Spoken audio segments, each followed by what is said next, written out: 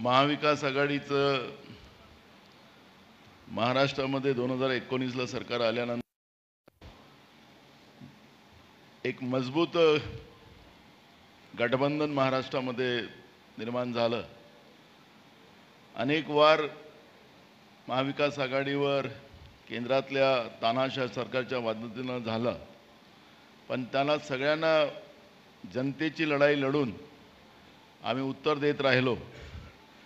आणि आता आज निवडणुकीचा महाराष्ट्रातला हा शेवटचा टप्पा, आज 5 वाजता प्रचार थांबणार आहे आणि आतापर्यंतच्या 4 फेजमध्ये झालेल्या निवडणुका आणि उद्या होणाऱ्या निवडणुकीलाही सुद्धा महाविकास आघाडीलाच महाराष्ट्राच्या जनतेचा मोठा पाठिंबा आहे असं चित्र आपण पाहतो आहे। आणि म्हणून भक्कम शक्तीनं महाराष्ट्राच्या आणि देशाच्या विकासाचं जे काही परिवर्तनाचा जो संकल्प लोकांनी घेतलेला आहे त्याला भक्कम पाठिंबा महाराष्ट्राच्या जनतेचा आशीर्वादाने या ठिकाणी मिळालेला आहे। आणि म्हणून छत्रपती शिवाजी महाराजांचा महाराष्ट्र हा तानाशाह दिल्लीमध्ये बसलेल्या सरकारच्या विरोधात एकजूट होऊन महाविकास आघाडीला आशीर्वाद देताना आपण पाहतोय। मी पत्रकार परिषदेची सुरुवात करतो आहे।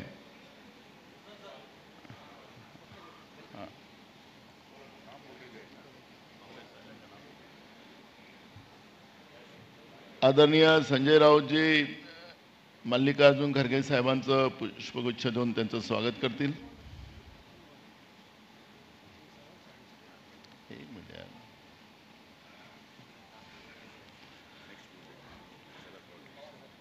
आदरणीय शरद पवार साहेबांचं विजय वडेट्टीवार साहेब पुष्पगुच्छ देऊन त्यांचं स्वागत करतील।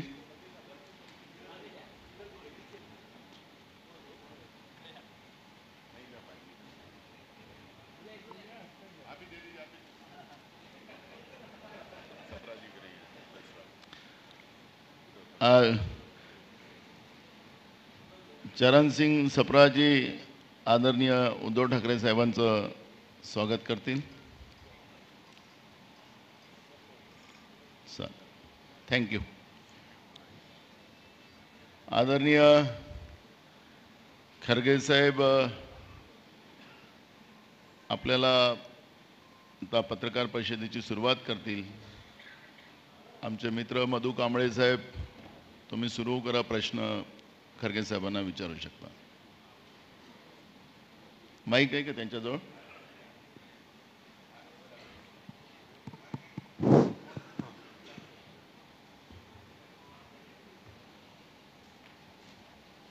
शरद पवार जी, उद्धव ठाकरे जी, नाना पटोले जी, संजय राउत जी और तमाम हमारे इस मंच पे बैठे हुए सभी लीडर्स और मेरे पत्रकार बंधु और सारे साथियों, आप सबको मेरा नमस्कार। हम सभी जानते हैं कि महाराष्ट्र की गैर कानूनी महायुति सरकार का धोखा, विश्वासघात और साजिश के आधार पर बनाई गई और इसका समर्थन खुद प्राइम मिनिस्टर कर रहे हैं और उनकी रैलीज भी महाराष्ट्र में बहुत हो रही है और वो कहीं भी जाते हैं तो लोगों के बीच में दरार पैदा करने की कोशिश करते हैं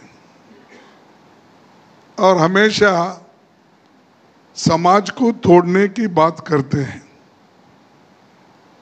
तो ये जो देश के लिए उन्होंने एक गलत तरीके से अपना विचार रख के लोगों को जो भड़काने का काम कर रहे हैं, शायद कोई प्राइम मिनिस्टर ऐसा भड़काने का काम नहीं किया होगा। मैं भी 53 साल से पॉलिटिक्स में हूँ। एमएलए बन के और एमपी राज्यसभा बन के मेरे भी 53 साल हो गए। ऑफ कोर्स हमारे शरद पवार साहब हमसे भी 5 साल आगे हैं, क्योंकि वो पहले से ही राजकारण में आए और उन्होंने अपनी ताकत भी रखी महाराष्ट्र में। साथ ही साथ उद्धव ठाकरे जी भी जब आए तब से वो भी पॉलिटिक्स में टिक के रहे हैं। तो मेरा एक ही कहना है कि ये जो विश्वासघात की पॉलिटिक्स चल रही है और मोदी सरकार ने संविधान संस्थाओं का दुरुपयोग कर रही है, धमकी, ब्लैकमेल और लालच से विपक्ष दलों में फूट डालकर उन्हें तोड़फोड़ किया जा रहा है। ऊपर से अन्याय ये हुआ है कि जो असली दल है उनसे उनका पार्टी सिंबल छीनकर भाजपा को समर्थन करने वाले दलों को दिया गया। यानी आप बोलेंगे तो ये कोर्ट का फैसला है, सीईसी का फैसला है। सब चीजें मोदी जी के इशारे पे चलते हैं, इसमें कोई दो राय नहीं है। वो जो कहते हैं वही होता है, लेकिन इस बार इलेक्शन में वो नहीं होगा। ये जनता की लड़ाई खुद जनता लड़ रही है उनके खिलाफ, और इस लड़ाई में जनता जीतेगी। और इनके जो कारनामे हैं उसके ऊपर अभी लोग बहुत नाराज हैं, और यहाँ तक कि डेमोक्रेसी की बात बार बार वो करते हैं, लेकिन डेमोक्रेसी के तहत नहीं चलते।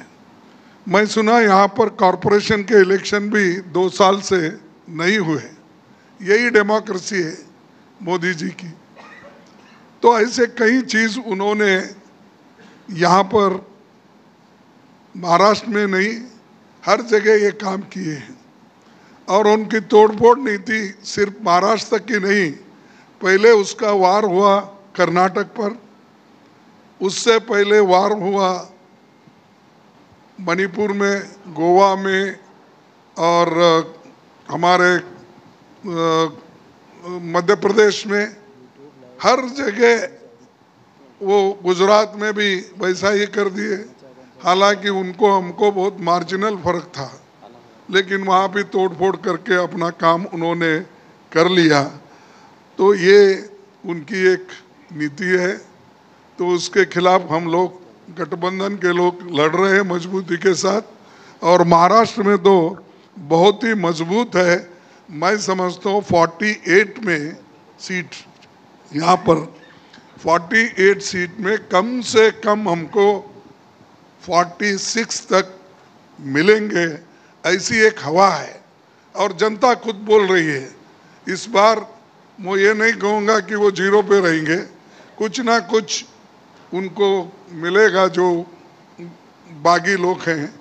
लेकिन हमारी जो गठबंधन की पार्टियां हैं वो मैक्सिमम सीट लेकर वो बीजेपी को हराएगी। और दूसरी चीज ये है कि हमने चंद गारंटीज दिए हैं, जैसा कि हम कर्नाटक में दिए थे, हिमाचल में दिए थे, अपने तेलंगाना में दिए थे, वैसा ही ऑल इंडिया लेवल पे इंडिया गठबंधन के साथ बातचीत करके वो तो कॉमन मिनिमम प्रोग्राम तय होगा। लेकिन हमने जो मैनिफेस्टो में दिखाया है कि वो खास करके नौजवान लोगों को 30 लाख लोगों के जो जगह खाली है वो भर्ती करने का, पहली नौकरी पक्की करने का, और गिग वर्कर्स के लिए सामाजिक सुरक्षा देने का, मनरेगा के तर्ज पर सिटी में, अर्बन एरियाज में भी लोगों को काम देने का, और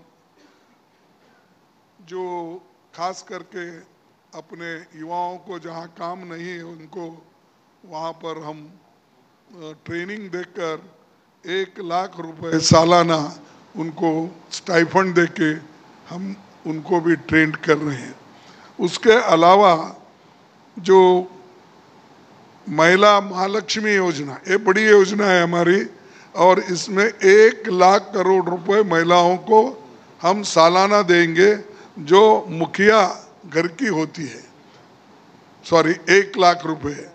तो उसी तरह 25 लाख का स्वास्थ्य बीमा हम देंगे, छात्रों का स्टूडेंट लोन भी माफ करेंगे, किसानों पर जीएसटी पूरी तरह हटा दिया जाएगा, क्योंकि फर्टिलाइज़र पे, ट्रैक्टर पे, जो भी किसानों के इक्विपमेंट्स है उस पे हम जीएसटी पूरा हटा देंगे फर्टिलाइज़र पे। और आखिरी में मैं ये कहना चाहता हूँ कि सबसे महत्वपूर्ण घोषणा, ये तो आर्थिक राजधानी है हमारे देश की, यहाँ रिजर्व बैंक भी यही है, सब कुछ यहाँ से निकलता है, लेकिन मोदी जी आने के बाद ऐसे शहर को भी उन्होंने निगलेक्ट किया। और बड़े बड़े जो भी है, मैं समझता हूँ एक बुलेट ट्रेन एक आया होगा, आया क्या?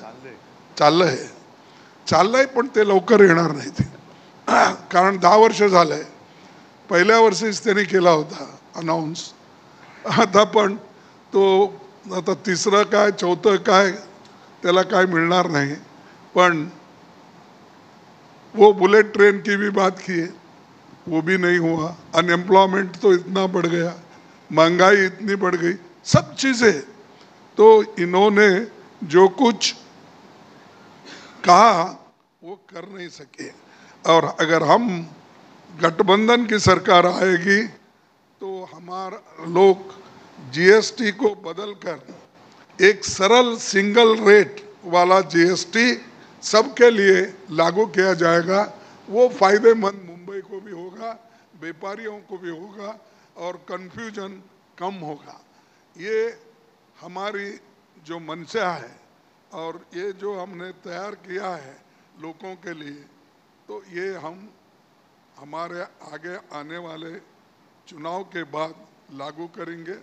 और मैं ये कहूँगा कि खास करके आज गठबंधन के तरफ सभी लोग देख रहे हैं और गठबंधन पार्टी के लोग इस बार अपनी सत्ता जमाएंगे और बीजेपी को कुछ नहीं मिलने वाला है, क्योंकि वो बहुत कुछ बोल रहे हैं। कल तो बहुत भाषण किए उन्होंने और बहुत से गालियां भी अपोजिशन को उन्होंने दी। तो हर वक्त हमको देशद्रोही बनाते हैं, वो देशभक्त बनते हैं। और दूसरी एक है कि जो मोदी ने हमेशा बोल रहे हैं कि 5 केजी राइस मैं फ्री 80 करोड़ लोगों को दे रहा हूँ, तो हम उसको डबल करेंगे आने के बाद। और खासकर जो गरीब लोग, क्योंकि मैं उड़ीसा गया था तो उसी वक्त उड़ीसा और दूसरे जगह जाने के बाद मैं देखा कि ये मिल के हम करेंगे, हम मिनिमम कॉमन प्रोग्राम में भी इसको लाएंगे और इस बार 5 के बजाय 10 केजी हम लोगों को देंगे। ये तो food security act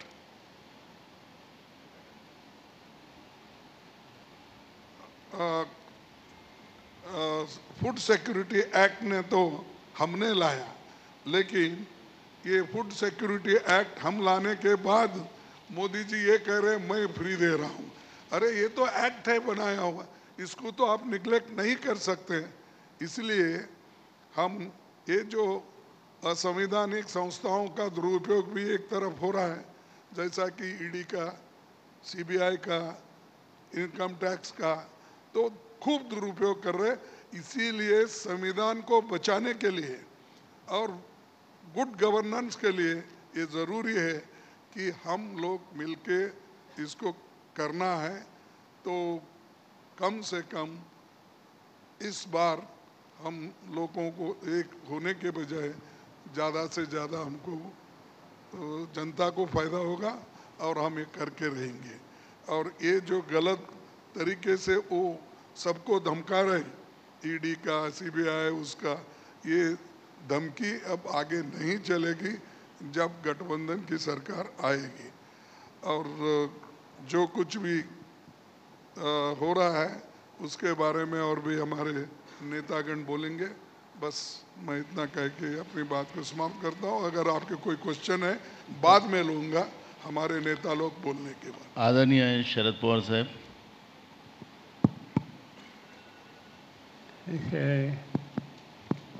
One issue was raised regarding Food Security Act.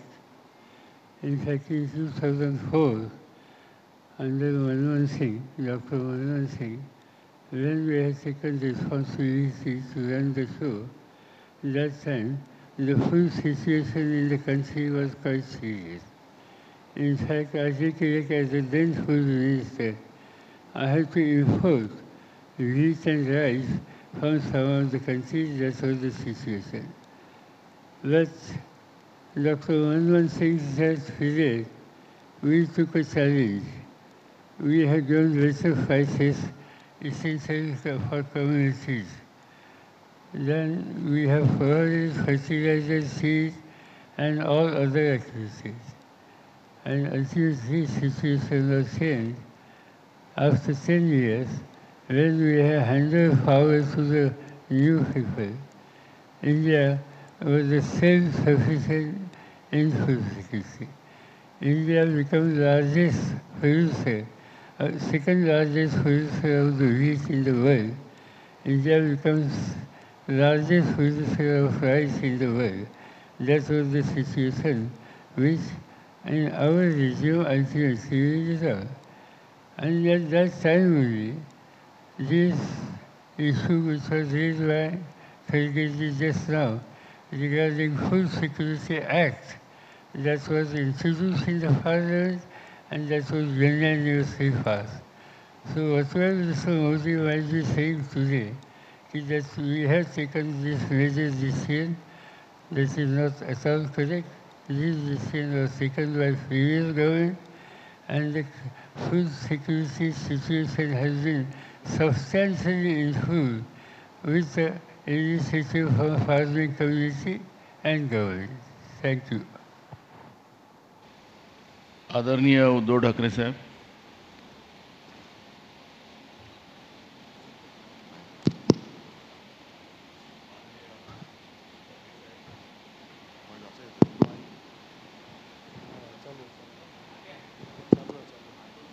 येतोय ना आवाज? हां येतो. माननीय खरगे साहेब, माननीय पवार साहेब, व्यासपीठावरील सर्व मान्यवर आणि उपस्थित पत्रकार बांधवांनो, भगिनींनो, 4 जूनला आपल्या देशातलं जुमला पर्व संपतं आहे आणि 14 साली जे मोदीजी म्हणालेले त्या अच्छी दिनाची सुरुवात येत्या 4 जूनपासून होईल, कारण इंडिया आघाडीचं सरकार या देशामध्ये येते. जवळपास सर्व प्रचाराचे मुद्दे म्हणजे जनतेच्या जीवन मरणाचे प्रश्न हे सगळे अख्ख्या देशामध्ये चर्चिले गेलेले आहेत.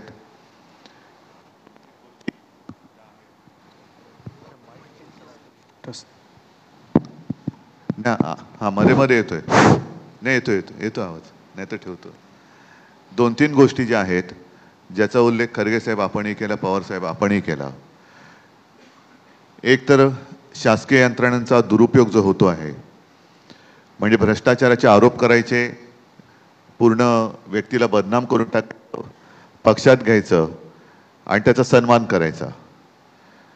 महत्त्वाचा मुद्दा जो मी माझ्या कालच्या भाषणात सुद्धा मांडला की महाराष्ट्राला हे बदनाम करतायत, महाराष्ट्राला लुटतायत आणि मुंबई हे देशाचं आर्थिक केंद्र हे त्यांना बघवत नाहीये. मुंबईची लूट करायची आणि सगळं काही गुजरातला घेऊन जायचं, ही मुंबई आणि महाराष्ट्राची लूट आपलं इंडिया आघाडीचं सरकार थांबवेल आणि परत एकदा महाराष्ट्राचं वैभव जेवढं होतं त्याच्यापेक्षाही अधिक कित्येक पटीने हे महाराष्ट्रात आम्ही परत आणू.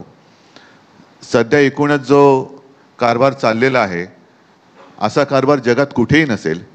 एका घटनाबाह्य सरकारच्या प्रचारासाठी आणि त्यांच्या उमेदवारांसाठी, गद्दारांच्या प्रचारासाठी देशाचे पंतप्रधान येत आहेत. असं कोणताही देश नसेल की घटनाबाह्य आहे. अजूनही सर्वोच्च न्यायालयाचा निकाल आलेला नाही, सर्वोच्च न्यायालयाने ताशेरे मारलेले आहेत, तरी देखील अक्षरशः लाज सोडून प्रधानमंत्री महाराष्ट्रामध्ये येऊन घटनाबाह्य मुख्यमंत्र्यांना, घटनाबाह्य उपमुख्यमंत्र्यांना सोबत घेऊन हे आपल्या हुकुमशाहीचा प्रचार करतायत. असा प्रकार कधीही कुठे घडलेला नव्हता. आणि मी जे काय म्हणतो की जे देतील साथ त्यांचा करू घात, 1-1.5 वर्षापूर्वी भारतीय जनता पक्षाचे अध्यक्ष नड्डा हे म्हणाले होते की या देशामध्ये एकच पक्ष राहील. मी कालच माझ्या एका मुलाखतीत म्हटलंय की आम्हाला हे नकली सेना म्हणतात, उद्या RSSला सुद्धा हे नकली संघ म्हणतील. आणि योगायोग असेल काही असेल, खरगे साहेब आजच्या इंडियन एक्सप्रेसमध्ये नड्डा साहेबांची मुलाखत आलेली आहे, त्याच्यात त्यांनी म्हटलं की आता भाजपा हा स्वयंपूर्ण झालेला आहे, त्याला RSSची गरज नाही. म्हणजे आता पुढच्या वर्षीचं 100वे वर्ष म्हणजे 16वे वर्ष धोक्याचं म्हणतात, तसं संघाला 100वे वर्ष धोक्याचं होते की काय, कारण संघाला सुद्धा हे नष्ट करून टाकतील. आणि हेच एककल्ली कारभार हा संपूर्ण देशामध्ये चालू ठेवतील. ही हुकुमशाहीची नांदी आहे. ज्यांनी आपल्याला राजकीय जन्म दिला त्याच पक्षाला, त्याच संघाला किंवा त्या संस्थेला संपवायला निघालेले आहेत. आणि त्याच करता मी जे काल म्हटलं की यांना गद्दारांची घराणेशाही चालते पण प्रमोद महाजनांची चालत नाही, आमची चालत नाही, हा सगळा प्रकार हा घृणास्पद आहे. त्याच्यावरती मी वेळोवेळी बोललेलो आहे. आज सुद्धा आणखीन काही आपल्याला प्रश्न असतील तर आमच्या तिघांपैकी आपण कोणाला विचारा, आम्ही त्याच्याबद्दल उत्तर देऊ. एकच मिनिट, सॉरी, जो कालच्या सभेत मला बोलण्याचा एक मुद्दा होता की यांचा पैशाचा वाटप हा मोठ्या प्रमाणावरती चालण्याच्या तक्रारी आमच्याकडे येत आहेत. 50 खोके आता फुटलेले आहेत आणि सगळीकडे त्याचं वाटप होत आहे. मात्र काही ठिकाणी अशा तक्रारी आल्यात, ज्या तक्रारी आम्ही निवडणूक आयोगाकडे गेलेल्या आहेत, की ज्या वस्त्यांमधनं मतदान होण्याची शक्यता भाजपला कमी वाटते, तिथल्या काही लोकांना आधीच ते बोटाला शाई लावत आहेत. म्हणजे ही शाई बाहेर आली कशी, तो एक निवडणूक आयोगाकडे आम्ही प्रश्न उपस्थित केलेला आहे. आधीच बोटाला शाई लावली म्हणजे ती व्यक्ती ही मतदान करूच शकणार नाही, एवढ्यापर्यंत त्यांची मजल गेलेली आहे. तर मी आपल्या माध्यमातून उद्या जिथे जिथे निवडणुका होणार सर्व निवडणूक यंत्रणेला आणि आमच्या तिन्ही पक्षांच्या कार्यकर्त्यांना सतर्क राहण्याच्या सूचना देत आहे की असा कुठे जर का गैरप्रकार आढळला तर त्या पोलिसांच्या ताब्यात द्या.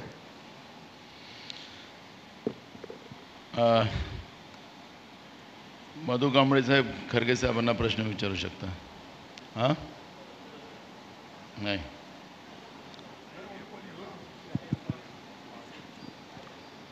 विनय देशपांडे साहेब यांना ठाकरे साहेबांना विचारा तुम्ही प्रश्न.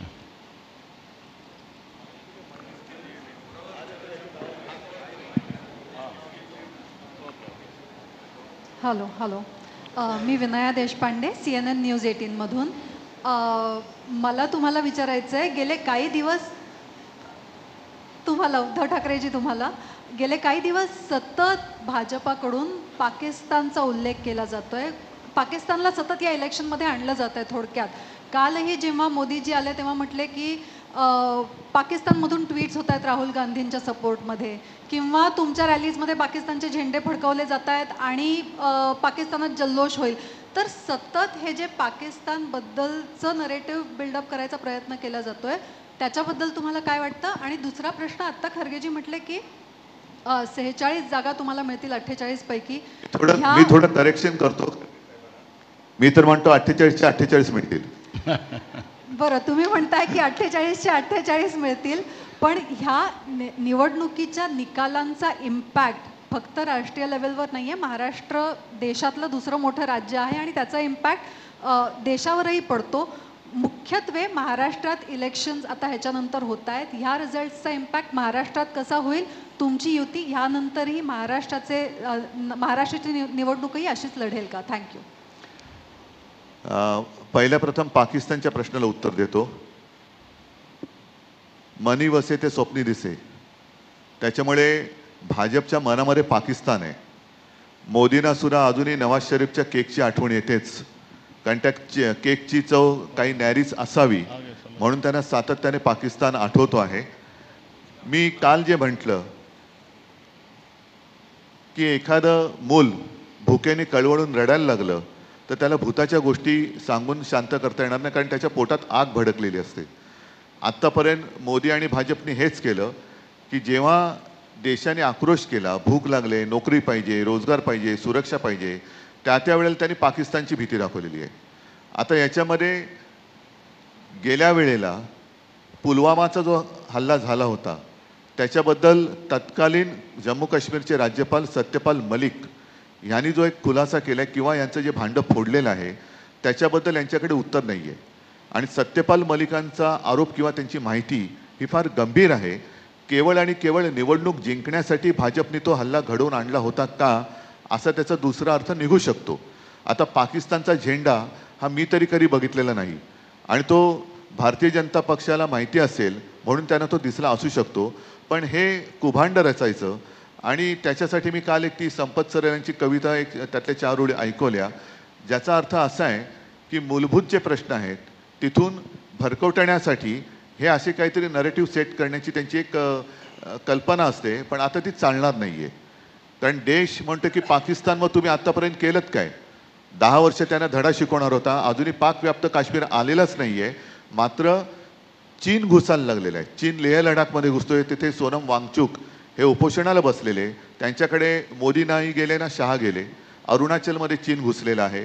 चीनने आपल्या तिथल्या गावांची नावं बदललेली आहेत, तरी देखील हे निर्लज्जपणाने म्हणतायत की नाव बदललं तरी काय झालं.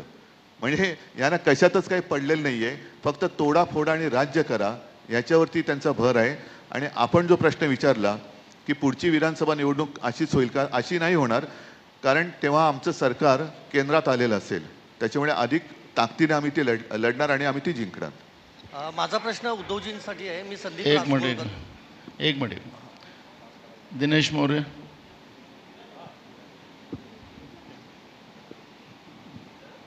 मेरा सवाल उद्धव जी आपसे और उसके बाद खड़गे जी आपसे होगा. पहला सवाल ये कि जेपी नड्डा जी ने जो कहा है कि अब हमें आरएसएस की जरूरत नहीं है, अप्रत्यक्ष रूप से कहा, उस पर आपका क्या कहना है? खड़गे साहब, आपसे मेरा सवाल यह है कि कल नरेंद्र मोदी जी ने बाराबंकी की सभा में कहा है कि अगर आपकी सरकार आती है तो आप लोग राम मंदिर पर बुलडोजर चलवा देंगे, उस पर आपका क्या कहना है? Thank you. ठीक है, आपने क्या कहा था नड्डा साहब, तो अभी इतना ही बाकी है. वो आरएसएस को भी नकली आरएसएस कह देंगे कल उठकर. और मुझे तो अभी आरएसएस को खतरा महसूस हो रहा है मुझे, क्योंकि आरएसएस को वो उसके ऊपर वो बंदी लगाएंगे. भाई जर का ते असं म्हणतात की राम मंदिरावरती काँग्रेस बुलडोजर चलाएगी तो आरएसएस पर बैन भाजपा लगाएगी.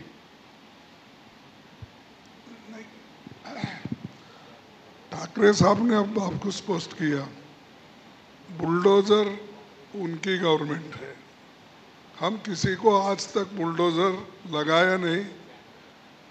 और ये जो भगवान की मंदिर जो ट्रस्ट के ओर से बनी है, अभी बनने में है, ये जनता में एक भ्रम पैदा करने के लिए और जनता में एक रोष पैदा करके इंस्टिगेट करने का, ये तो मैं समझता हूँ ये तो इलेक्शन कमीशन उनके ऊपर एक्शन लेना चाहिए. जो इंस्टिगेटिव स्पीचेस करते हैं तो उनके खिलाफ तो कार्रवाई होनी चाहिए. खुद प्राइम मिनिस्टर कर रहे हैं. अगर कोई छोटा मोटा नेता करता तो हम मानेंगे, ये बुलडोजर लगाएंगे, वो लगाएंगे. जो चीज़ें हम नहीं कर सकते, इम्पॉसिबल है, और उसको उन्होंने ऐसा लोगों को भड़का रहे हैं, तो ये कभी नहीं होगा. हमारी गवर्नमेंट आने के बाद हर चीज़ की हिफाजत होगी. ये हमारा जो संविधान कहता है, संविधान के तहत हम चलेंगे. मुस्तफा शेख.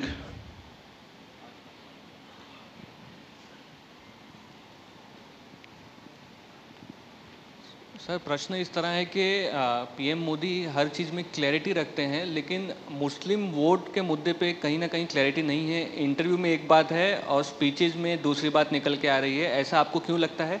कल राज ठाकरे ने आगे जाके ये कहा है कि जो मुसलमान आपके साथ हैं वो उद्रेकी है या वो सर नहीं उठा पाए 10 साल से, इसलिए आप लोगों के साथ हैं.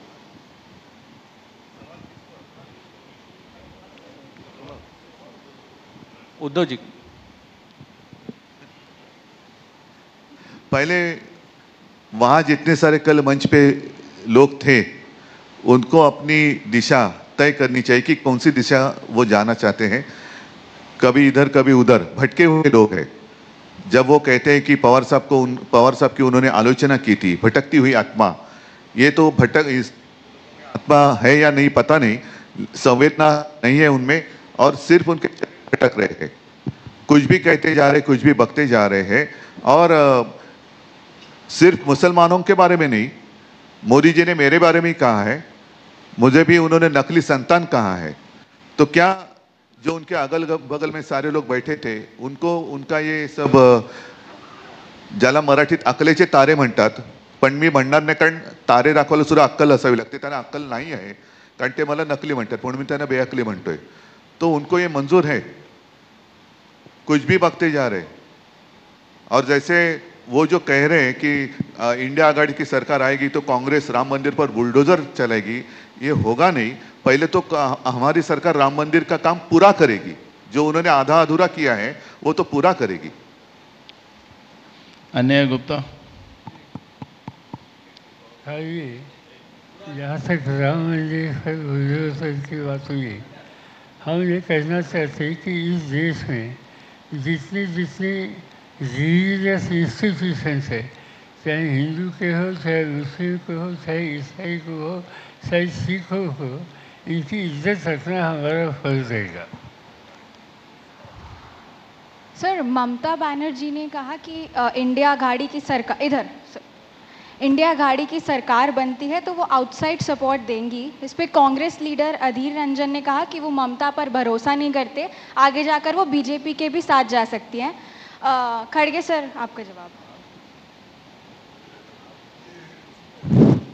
अब ममता जी, पहले तो उन्होंने ये कहा कि हम बाहर से सपोर्ट करते हैं, ये पहले से भी हुआ, बहुत से पार्टियां बाहर से सपोर्ट करते आते हैं। जैसा कि यूपीए गवर्नमेंट था पहले तो 2004 में, तो बाहर से सपोर्ट कर रहे थे कम्युनिस्ट। अब उन्होंने ये कहा है, लेकिन रिसेंटली और एक स्टेटमेंट उनका आया है कि अगर सरकार बनती है तो सरकार में हम शामिल हो जाएंगे। तो नेचुरली वो गठबंधन के साथ है, ये स्पष्ट है। अब रही बात अधीर रंजन चौधरी की, अधीर रंजन चौधरी निर्णय लेने वाले नहीं, निर्णय लेने वाले हम हैं, कांग्रेस पार्टी है, हाईकमांड है, इसीलिए वो हम जो निर्णय लेंगे वही सही होगा। सर, क्योंकि वो कांग्रेस लीडर हैं, उनका व्यू अलाइन नहीं हो रहा है पार्टी लाइन के साथ। नो, देखो अलाइन नहीं हो रहा, ये नहीं हो रहा कि मैंने कहा कि हाईकमांड हम हैं, हम जो तय करेंगे फॉलो करें, अगर कोई फॉलो नहीं करता तो वो बाहर जाएगा। एक मिनट संजय, एक मिनट संजय, दीप्ति सिंह। नहीं, वो कुछ कहना चाहते ना, क्या है? संजय को दो। Kharge sahib, till yesterday Mr. Modi was telling that Congress manifesto was nothing but a Muslim League manifesto, and suddenly at the yesterday's meeting he says that, and he finds out it's a Maoist manifesto, and if at all it has to be implemented, the country will go bankrupt. How do you see this? My second question is to Mr. Sharad Pawar. Pawar साहेब, ते कालपासून असं म्हणायला लागलेत, आधीच्याही 3 मीटिंगमध्ये म्हणाले होते की राहुल गांधींनी आता वीर सावरकरांबद्दल बोलायचा, त्यांचा अपमान करण्यासंदर्भात बोलायचं बंद केलं आहे इलेक्शन पुरतं। या इंडिया ब्लॉक आघाडी आणि शरद पवारांमध्ये धमकी असेल तर त्यांनी सांगावं, लाईफ टाईममध्ये त्यांनी सावरकरांबद्दल काही बोलणार नाही। How do you see this? म्हणजे this is a narrative being set basically again to say that की तुम्ही सगळेजण जे हिंदू, त्यानंतर राम मंदिर असेल किंवा आर्टिकल 370 असेल, याच्या विरोधातून एक नरेटिव्ह सेट करतायत, आम्ही फक्त त्या बाजूनी केलेले आहेत।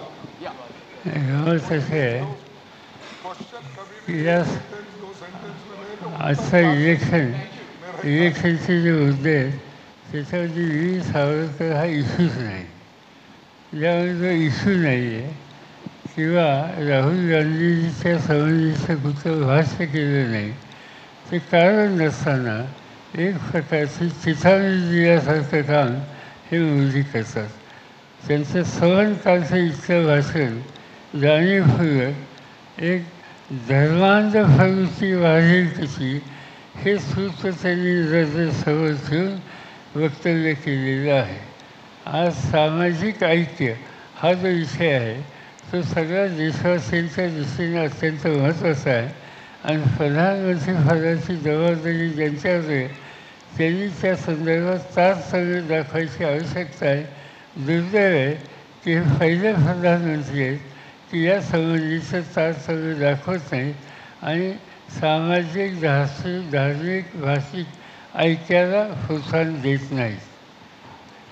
खरगे सर वो दिस साइड. दीप्ति सिंह सर माझा प्रश्न. नहीं ठीक है आपका बोलना. देखिए मोदी जी की आदत है झूठ बोलना और आपके पास बहुत सबूत है. मैं बोलने की ज़रूरत नहीं. काले धन का सबूत है, 2-2 करोड़ नौकरी देने का सबूत है, MSP का नहीं MSC लागू करने का और किसान की आमदनी दुप्पट करने का, ऐसे कई हैं. ये सब झूठ है, आपको भी मालूम है. और ये भी ऐसा ही बोला कि जब हमारी इलेक्शन मैनिफेस्टो निकली तब उन्होंने बोला ये इलेक्शन मैनिफेस्टो ये मुस्लिम लीग की है. अब आज बोल रहे हैं वो माओ की. अरे किसी एक पे तो टिक के रहो कम से कम. मोदी जी आपको सलाह देने वाले कौन है मुझे मालूम नहीं. क्या खुद का सलाह से आप बात करते हो? खुद की आत्मा इसी बोल रही है, क्या आप किसी का सुन के बोल रहे हो? ये तो मजाक हो गया. मुस्लिम लीग का ये 5 न्याय है हमारे, क्या मुस्लिम लीग के लिए है? युवा न्याय, नारी न्याय, श्रम न्याय, जनगणति का और किसान न्याय, ये क्या मुस्लिम लीग के लिए है? और उसी तरह से जो 25 गारंटीज हमने बनाई और उसके साथ में और एक बोला कि मैं 5 kg के बजाय 10 kg बना रहे, क्या ये मुस्लिम लीग के लिए है? तो ये ऐसी चीज़ें ये बोल कर लोगों को झूठी बातें बोलकर आज तक वो लोगों को मूर्ख बना रहे.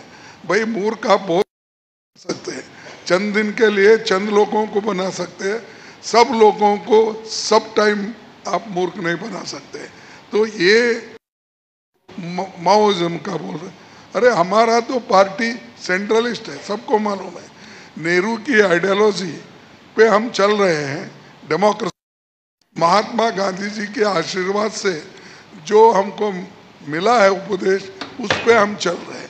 ये सब छोड़ के माओ, तो तुम माओ के बाप हो ना.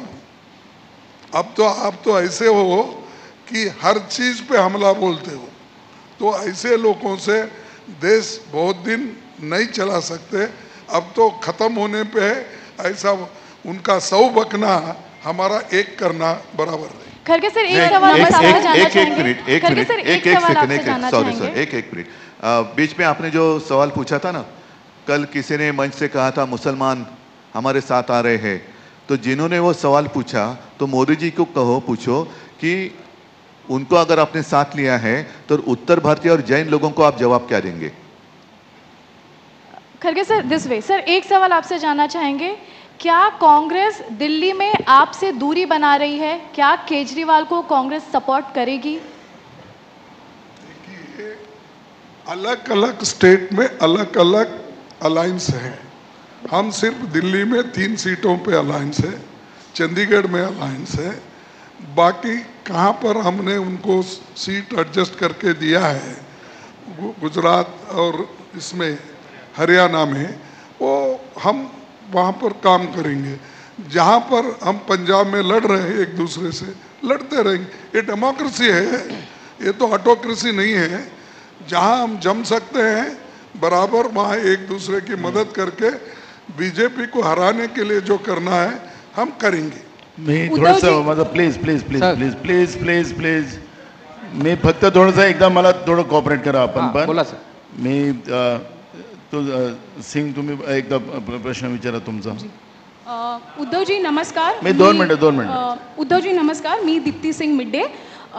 मला हे विचारायचं आहे, at the end of your address आपण म्हणालात की काही ठिकाणी असे कंप्लेंट्स आले आहेत की जिथे लोक वोटिंग नाही करत आहेत त्यांच्या हातावर शाही लावून हे करतात. ही मुंबईची एरिया आहेत आणि ह्याच्यावर ऑफिशियल कंप्लेंट झाली आहे का आपल्याकडून? हो, जिथे जिथे आमच्या लक्षात येते, मुंबईमध्ये तसं घडलेलं नाही, पण मुंबईमध्ये घडेल, कारण मुंबईच्या बाहेर जिथे मतदान झालेलं आहे तिथल्या काही तक्रारी आमच्याकडे आलेल्या आहेत. म्हणून आजच मी आपल्या माध्यमातून, म्हणजे चॅनल्स आहेत त्यांच्या माध्यमातून जनतेला सुद्धा सावध करतोय, कारण असं करणं म्हणजे आपलं भविष्य आणि आपला देश विकण्यासारखं आहे. अभिनय देशपांडे सर, राकेश सर, एक मिनिट मला कॉपरेट करा, मग मी तुम्हाला जनरल प्रश्न विचारला देतो. ना एक मिनिट मला कॉपरेट करा. राकेश, अभिनय, तुम्हारा आवाज मोटा है, थोड़ा बोलो. सर तब तक मैं एक सवाल पूछ लेता हूँ. मेरा सवाल जो है खड़गे जी आपसे है. आरक्षण को लेकर के दो बातें हो गई हैं. एक तो मोदी जी कहते हैं कि धर्म के नाम पे आरक्षण वो कभी होने नहीं देंगे, लेकिन मेरा जो सवाल है वो आम जनता से जुड़ा हुआ है. क्या आपकी सरकार आएगी तो आप सभी जो आरक्षण है वो रद्द करके सिर्फ जो आर्थिक रूप से कमजोर हैं उन्हें आरक्षण देने की आप फेवर में होंगे या नहीं होंगे? आपका आरक्षण पे आपकी सरकार का क्या स्टैंड होगा? देखो, हमने जो संविधान में जो आरक्षण दिया गया है उसके साथ है, और जो वीकर सेक्शंस के लिए, इकोनॉमिकली वीकर सेक्शंस के लिए जो 10% बनाए हैं वो नेचुरली वो वैसा ही रहेगा. और हर चीज़ को हम ये नहीं कहते कि आरक्षण हम दूसरों को देंगे, तीसरों को देंगे. जो ये स्टेट सब्जेक्ट्स हैं, जिस स्टेट से रेकमेंड होकर आते हैं उसको तो इलेक्शन, अपना backward class commission, SC ST commission, ST commission, ये लोग छानबीन करके भेजते हैं. तो ये तो मुद्दा ऐसा नहीं कि आज आप बोले, आप कहे मैं यस बोलूं, ऐसा नहीं हो सकता. इसको एक प्रोसीजर है, और जो रिजर्वेशन ऑलरेडी संविधान में है वो तो रहेगा ही, उसको कोई टच नहीं करेगा, कर भी नहीं सकता. अगर करा तो बहुत बड़ा आंदोलन होगा. हॅलो, उद्धवजींच्यासाठी माझा हॅलो प्रश्न आहे. सर, इकडे सर, तुमच्या लेफ्ट साइडला sir. Here sir, Abhinay Deshpande from The Hindu. So, well, you have already spoke about Ram Mandir issue. So, would you, every day Prime Minister Narendra Modi is alleging that the Congress would reinstate Article 370 once it comes back to power at center. So, what is your party's stand on Article 370?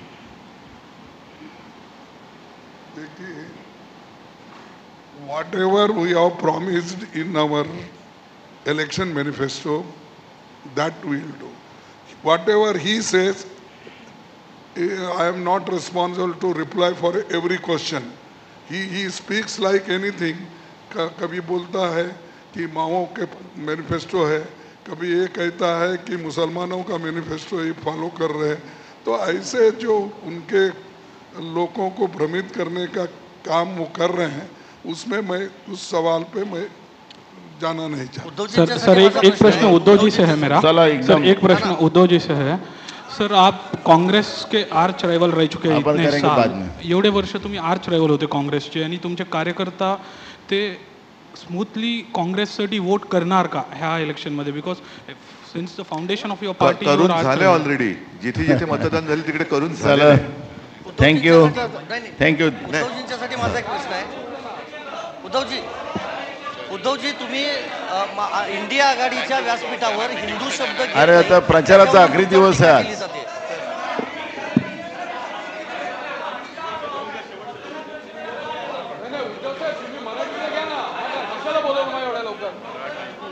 Sir, मराठीचं चल घे, लवकर घे. नाही, नाना, उद्धवजींच्यासाठी माझा प्रश्न आहे. सागर बोल लवकर. मी संदीप रासगोळकर, TV9 मराठी. तुम्ही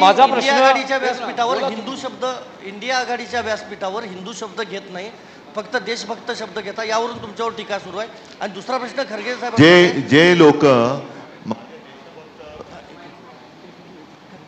देशभक्त या शब्दावरती आक्षेप घेतात, एकतर ते हिंदू नसतील किंवा देशभक्त नसतील.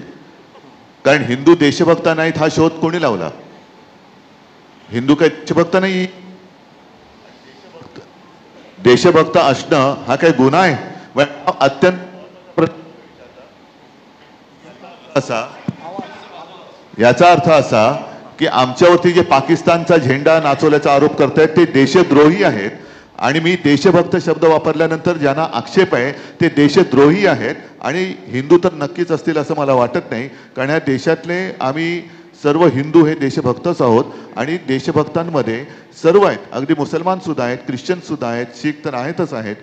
जी लोक शेतकऱ्यांच्या आंदोलनाला नक्षलवादी म्हणतात, देशद्रोही म्हणतात आणि संघाचे कार्यवाह होसबळे हे शेतकऱ्यांच्या आंदोलनाच्या माध्यमातून अराजक येते त्याला अराजकता मानतात, ते देशभक्त आहेत असं म्हणणारे असं मला वाटत नाही. आणि परत सांगतो, माझ्या देशभक्त या शब्दाला आक्षेप घेणारे हे देशद्रोही आहेत. खरगे सागर खरगे साहेब आणि उद्धव ठाकरेंना आहे माझा ऑपरेशन प्रश्न, लोटस माझा एकच प्रश्न आहे खरगे साहेब आणि उद्धव ठाकरेंना. लोकसभा निवडणुका आता अंतिम टप्प्यात आहेत, अशा वेळेस इंडिया आघाडीमध्ये पंतप्रधान पदाच्या चेहऱ्यावर काही सहमती बनली आहे का? राहुल गांधी हे या सरकारचं नेतृत्व करतील जर संख्याबळ बनलं तर. उद्धव ठाकरे तुमची स्वतःची इच्छा आहे का जर असं सरकार बनलं तर नेतृत्व करण्याची? आम्ही इंडिया आघाडी ही देशातली लोकशाही आणि देशाचं स्वातंत्र्य टिकवण्यासाठी केलेली आहे. अत्यंत एक गमतीची गोष्ट आणि महत्त्वाची गोष्ट अशी आहे की आमच्या इंडिया आघाडीकडे अनेक चेहरे आहेत. आम्ही वर्षाला एक पंतप्रधान करू शकतो असं पंतप्रधान म्हणतात. याचा अर्थ त्यांनी मानलेलं आहे की त्यांचं सरकार येत नाही. आमच्याकडे चेहरा कोणा प्रश्नच नाही आहे. प्रश्न आहे तो भाजपाकडे, कारण भाजपाकडे एकच चेहरा आहे आणि तोही चेहरा चालत नाही. तोही भाजप काही म्हणू दे, भाजप म्हणजे कोण ब्रह्मदेव नाहीये, त्याच्यामुळे भाजप काही म्हणू दे. पद हे फिरता चषक आम्ही इंडिया आघाडी म्हणून बोलतोय. भाजप म्हणजे आणि नरेंद्र मोदी म्हणजे ब्रह्मदेव नाही. परत एकदा सांगतो, आमच्याकडे इंडिया आघाडीकडे पंतप्रधान पदासाठी अनेक चेहरे आहेत. त्याच्याबद्दल सुद्धा काय करायचं हे आमच्या बैठकीमध्ये ठरलेलं आहे. पहिलं त्यांना अंगावर यायचं तेवढे येऊ द्या. त्यांच्याकडे आता चेहरा नाही. अनेकदा मी म्हटलेलं आहे आणि मोदीजीच म्हणाले की एकच प्रॉडक्ट किती वेळा लॉन्च करणार. आता तोच प्रश्न त्यांना आहे. प्रत्येक वेळा निवडणूक आल्यानंतर हे बोवल्यावरती चढतात. 14 साली चढले, 19ला चढले, 24ला चढले आणि आता तो चेहरा चालत नाही. मोदीला टाच कुठेही नाही. आणि भाजपची पंचायत अशी झाली की निवडणूक आता अंतिम टप्प्यात आल्यावर ते पंतप्रधान पदाचा चेहरा बदलू शकत नाही. त्याच्यामुळे त्यांना हारण्याशिवाय दुसरा आता काही पर्याय उरलेला नाही. पवार साहेबांना प्रश्न आहे माझा. पवार साहेब, आता काँग्रेस अध्यक्षांनी म्हणजे राष्ट्रीय अध्यक्ष साहेबांनी आणि उद्धवजींनी एक वेगवेगळे महाविकास आघाडीचे विजयाचे आकडे सांगितले. तुम्ही काही दिवसांपूर्वी शिरूर किंवा पुण्यामध्ये एक आकडा वेगळा सांगितला होता. आज तुमचा फिगर मॅजिक फिगर काय येतो महाविकास आघाडीचा? आणि दुसरा, उद्धव साहेबांना प्रश्न आहे. काल राज ठाकरे यांनी थेट सांगितलं की पंतप्रधान झालेच मोदी, कारण की नेहरू नंतर ते होणारे तिसरे पंतप्रधान असतील. त्यावर तुमची प्रतिक्रिया काय? मला नाही वाटत हे लक्ष देण्यासारखं विधान आहे त्यांचं. मोदींनी सुद्धा त्यांच्याकडे लक्ष नाही दिलं, त्यांच्या मागण्यांकडे लक्ष नाही दिलं, तर मी का देऊ? असं आहे की उद्धवजी मी काल माझं स्वतःचं असेसमेंट सांगितलं होतं. आत्ताच आपण खरगे साहेबांच्या त्यांच्याकडची माहिती ही अधिक आणि लेटेस्ट आहे. त्यामुळे त्यांनी जो आपल्याला सांगितला मांडलं आणि त्याच्या आसपास आहोत. महाविकास आघाडीच्या या संयुक्त पत्रकार परिषदेला उपस्थित असलेले सर्व पत्रकारांचे, उपस्थितांचे, मान्यवरांचे सर्वांचे आभार. पत्रकार परिषद संपली आहे. धन्यवाद.